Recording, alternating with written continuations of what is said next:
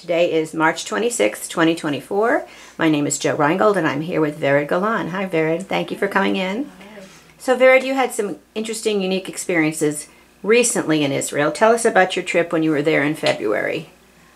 Okay, so I just felt like I really needed to be in Israel after everything that happened. I was like really felt this pull, this tug to come and just be there and be supportive and see how I can either just help out in any way or be part of, the family visits and all that. And so that's what I went, and then I kind of just planned my days as I was there, and I really felt like I had to be at Hostage Square. And so Saturday night, they do like a big program there after Shabbat is over, and thousands of people go to the square, and people just walk around, and then they have like speakers and programs, and then you go and you see all of the tents that are set up and the table and everything. So that was quite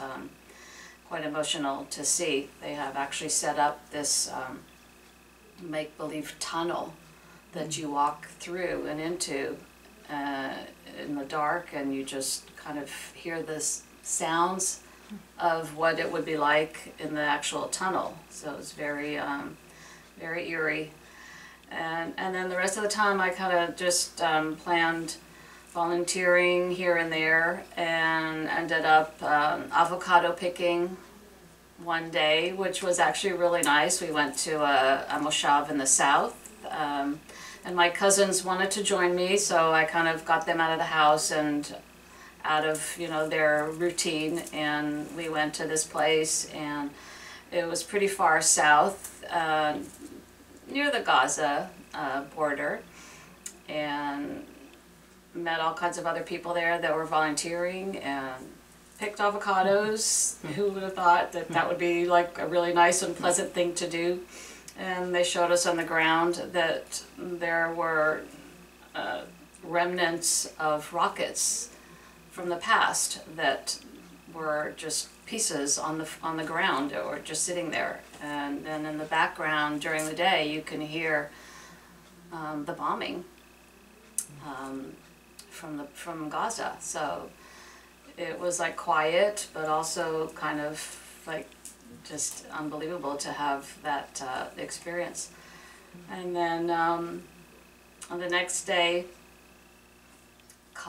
with a couple of other cousins that I'm close to around my age, their sons have been fighting in the war, we went picking clementines. And a lot of the farmers really need people right now to be doing this, because all of their workers just either fled and went back home, and so they're really short-handed. And so the best part of that is just meeting people from all over the world that are there doing the same thing. And just everyone, just even if they're living in Israel or they're from outside the country, just feeling like they want to be there and help. And the farmers really have all these crops. You just go by and you see trees and trees full of all these crops, and there's no one there to pick it. So you feel like you're doing so little, but it's something, and they're all very appreciative, and it just felt great to be a part of that. So that was the first few days. You said your son and husband were there for a different mission, a different type of thing. They were there on a solidarity mission with Friends of the IDF, and they had a different experience going to the kibbutzim and the army bases and visiting the hospitals with the sick soldiers, and I kind of was doing my own thing. So their trip was pretty intense, and I just didn't feel like I had the I could bear, just after seeing the photographs and the videos of what happened in the kibbutzim. I just didn't have the heart to witness that firsthand. But they were very moved by everything, and speaking to other people, about that day, like even just family, that you know, even if they weren't involved, people just couldn't get this out of their mind and out of their head. I mean, we were just sitting at Shabbat dinner, for example, just talking to family, and we kept talking about all this stuff that had happened. And then, mind you, it's already been 4 months since then, so people were kind of moving on with their life and, you know, going about their daily routines and business and family and kids and work and everything, but it's on the back of your mind constantly what happened. And so every time we would try to switch the subject and discuss other things, we kept going back to that somehow, because people are just still so emotionally affected by everything. Do you have any good messages for people here that did not go there, that have not been to Israel in a long time, perhaps? Something you could say to them that you know, that might resonate? Absolutely. So people, I was just so inspired and warmed to see when I went to volunteer at another place in Tel Aviv called the Swords of Iron. No, sorry, it's not called. It was called Aaron's Shield. Oh, I need to go look up that name. Aaron's Angels. I'm sorry. That's okay. Aaron's Angels, which is this huge operation where they've taken up a parking lot in the, like an underground parking lot at the amusement park, and they have collected donations and supplies that have been delivered from all over the place, and they organize them there, they sort through them, they have it set up in categories of all kinds of stuff for household and food and whatever it is that you might think that you need. And volunteers are there every day. Everyone that works there is also a volunteer, and people help out doing packages for either the army that calls them and saying that, you know, whatever it is that they need, whether it be towels or sheets or whatever it is, and or the people that were that just looked like they were allocated to different hotels and stuff that had to leave their homes. So you go there and you meet people from all over the world that are coming there to help and volunteer, and so that was just really heartwarming to me to see and talk to people that, and you just don't realize everyone wants to support the country, and it's just so inspiring and so kind, and that's what I would take from everything, is just that, you know, we know that they hate us, but at least there's so many people that want to be there, that love our country and know what a wonderful place it is, and want to be there and help and support. And that was just really nice to see. So. What do you think we can do to combat the misinformation that's so relevant these days?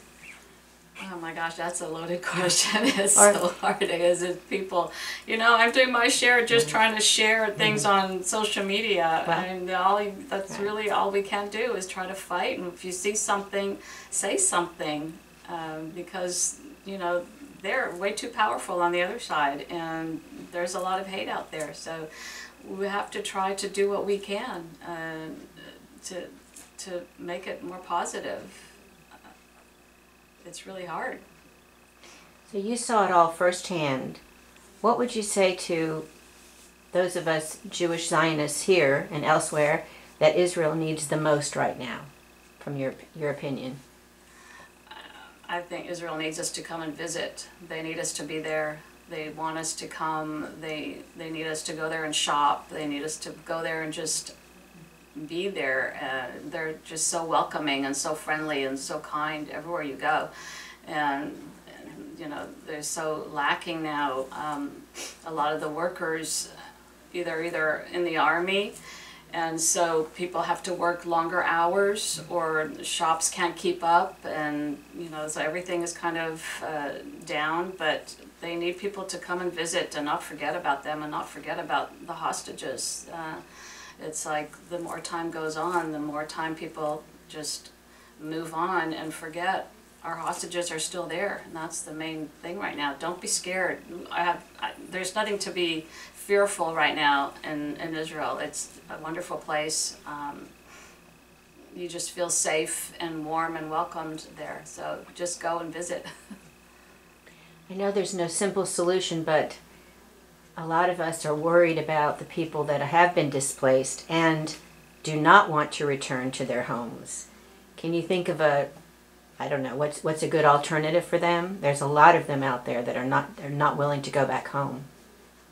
Well, it's a big country, and people can decide where they want to live and how they want to live. A lot of people want to go back. There are people that are from the South. They have a way of life that they love, and they don't want to be in the cities, so they probably will go back. And the other ones will just, find other places to live. And it's a big country, and it'll be fine. We hope. We hope. Any immediate or any future plans for returning? Oh, we always. I mean, we go there every year, usually in the springtime. This time, since we were just there, we might wait till the holidays to go back.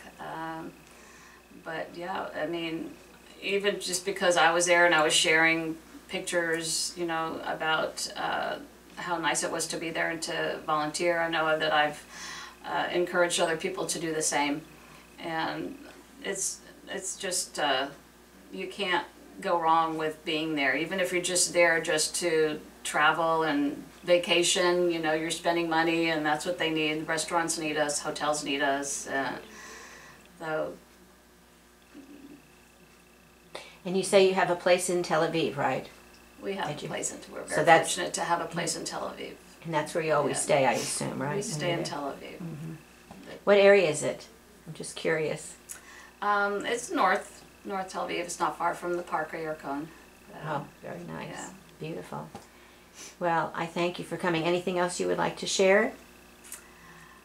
I guess not. Okay. Well, we appreciate your words and your trip there and everything, and of course the volunteer work that you did. Very, very good. Thank you. My pleasure. Thank you.